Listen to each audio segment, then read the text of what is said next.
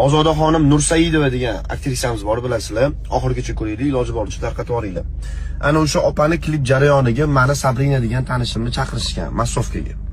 Qiz borgan paytda gelikka oldidan o't berasiz deb aytishgan. Eng qizig'i gelik urildi, 16 yoshga to'lmagan, voyaga yetmagan, pravasi bo'lmagan qiz o'tkazib qo'yishgan. U qiz kavukda bo'lgan. Sabrina gelikka oldidan o't o'tgan paytda qizni bosib ketgan Sabrinani. Tosh so'ylari singan 4 tonnali mashina. Hozir 9 soatlik operatsiyani boshdan o'tkazib, necha kun komada yotib, operatsiyadan chiqdi. Eng qizig'i tirik qolmaydi deb aytishgan, tirik qoldi. Bitta oyog'i 7 sm kalta bo'lib qoldi. Faqat hozir nogironlar aravachasida harakatlanyapti.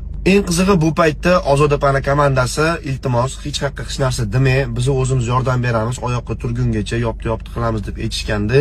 Operatsiya paytida ham tepasida turishmagan, klipligini ovurishgan va operatsiya tugagandan keyin ham klip premyerasida biz aktrisamiz deb qizil gilamlarda bet chidab yurgan.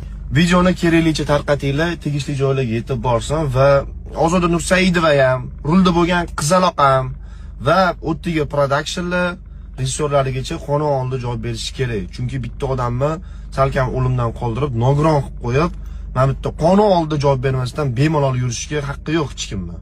Meni tanishim jonim achidi shu narsaga. Yana bitta video